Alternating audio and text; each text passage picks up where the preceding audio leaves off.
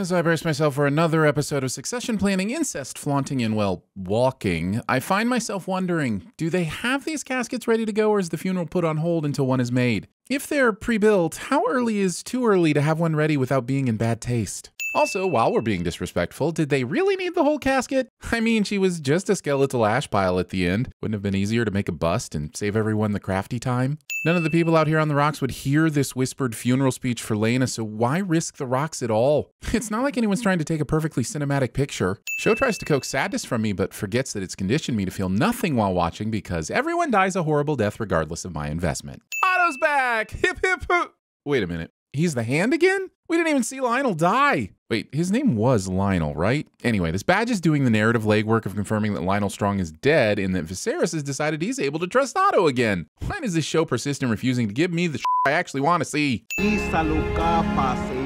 too, Aegon. Me too. I mean, Aemond. Aegon? Aemond. Wait, Aegon. No, Aemond. Definitely Aemond. No, it's Aegon. Aegon. 100%.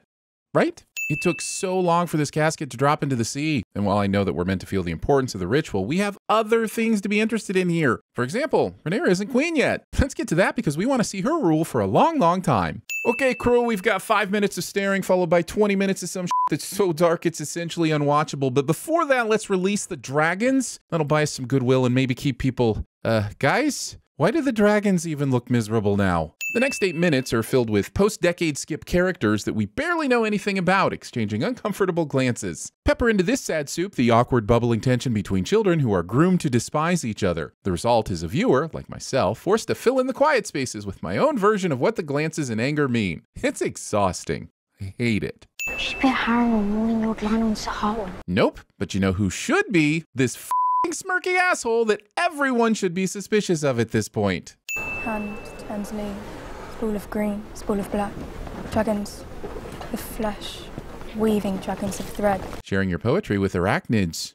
Both my seat and high tide will be yours one day, Viserys. They will not. I mean, I have no idea if that's true or not, but I'm willing to wager that all these people die horrible deaths and none but the rats live happily ever after. Retrieve your patron. Subtlety. Okay, we've given this show a lot of stick for putting us through conversations that are boring and don't do anything to progress the story, but they've somehow found something even more boring. Watching those same conversations from the perspective of someone who can't even hear what's being said. Go to bed, Emma.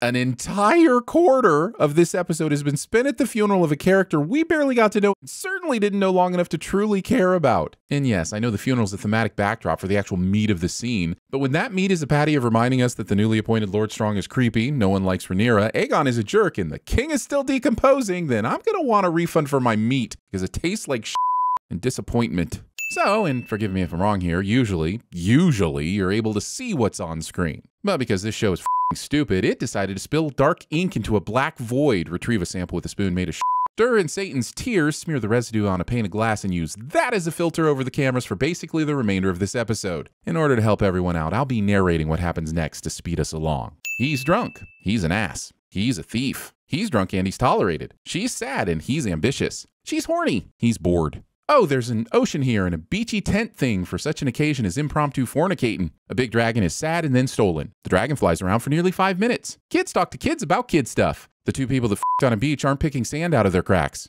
Kids go full-on Lord of the Flies with the torchlight finally ending the complete darkness. I gave up the idea of wearing a crown a generation ago. It is you, Lord Husband, who refuses to abandon this pursuit. Rhaenys would be excellent at TVSins. And please, Corlys, give it up too. We've had this Rhaenys should have been queen debate over and over and over and over and over and over, and we get it. He thinks she should be queen. She is not queen. He does not like that she is not queen. She does not mind that she is not queen. Stop it. I know better than anyone that our marriage is a farce. But I at least make the effort to maintain appearances. An effort wasted, it seems, when others would send his lover to fetch him out of the water and not you. I'm no longer a child. Wasn't there a scene where these two nearly f***ed in a brothel? I think the innocence of childhood wasn't really an issue at any time, so why is it coming up now? Also, they hook up in a brothel. They almost hook up at a wedding dinner. They hook up on the damn beach after his wife's funeral. I'm beginning to think that they're basing this relationship on a mutual love of exhibitionism. And strangely, that didn't even rank in the top 10 reasons you don't date your uncle article I just finished. Are we finally to the part where we get to assume Rhaenyra is now pregnant so we can finally care about Dany and Jon's eventual appearance in this world? Look, I know we're giving this episode a hard time, but it bears repeating that I truly am stunned to find ourselves once again saying that we can't see shit in a Game of Thrones episode without jacking up the contrast on my TV and undoing all the effort that presumably went into this day for night filming choice. Also, for those of you who may not know, day for night is a filming technique used to simulate night without having to actually film at night, saving a bunch of time and money, but at the expense of the end user. It's kind of like taking your kid to the Disney store because it's closer and cheaper than Disneyland, but somehow even more disappointing. Just when I thought I couldn't sin more walking, the show dangles a beautiful new example of wasted wandering in the form of a dragon walking on air. If Fabio can't make it through a single roller coaster ride without taking a goose to the face, there's no way Eamon can make it through the birds here. Who is it? Question I ask whenever I see one of Viserys' and Alicent's kids appear on screen somehow makes its way into the episode. Who is it?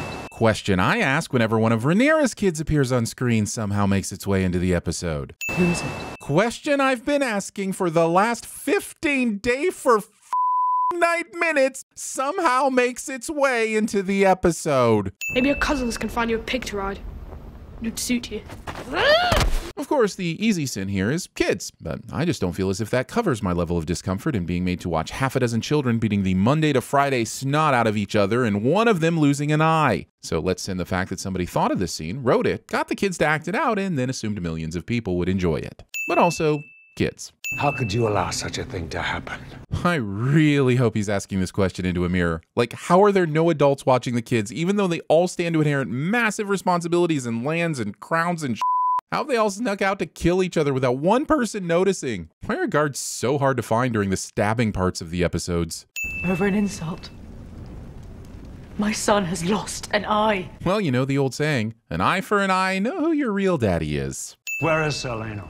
Entertaining his young squires. Adventure. Okay, we're about to get into a big hoo-ha and kerfuffle because accusing the princess's kids of being bastards is a treasonable offense, but Alicent can get away with calling out Prince Laenor's sexuality and fidelity as if it's nothing more than a heavy night at the tavern?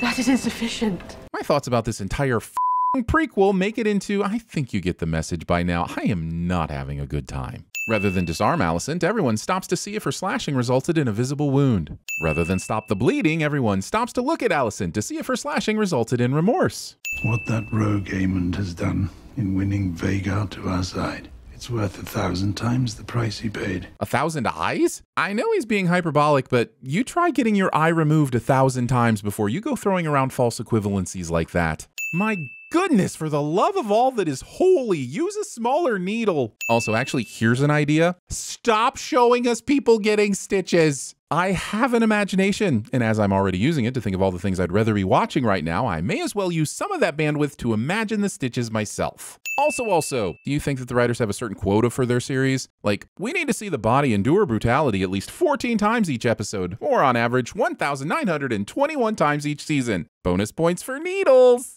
And if they do, why do they think that keeps people interested? Also, third of his name. Someday I will remember to not eat food while watching this show. Yeah, but I'm sure even in these primitive times, there's some ointments that can... Oh, she's being metaphorical, isn't she? Carry on. These are dangerous times.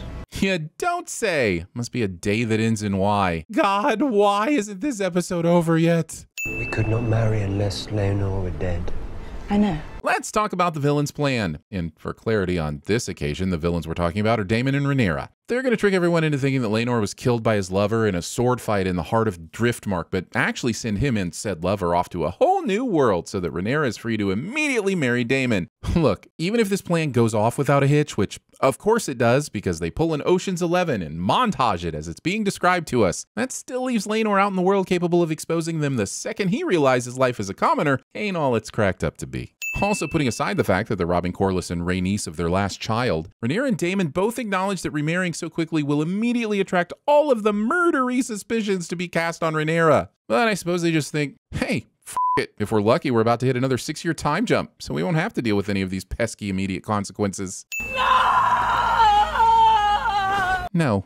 Showing favoritism. Introducing a brand new character in the last 10 seconds of your episode. Just an eye. God so fit to grace me with a spare. What's your story, Slads? Why are you made out of wood?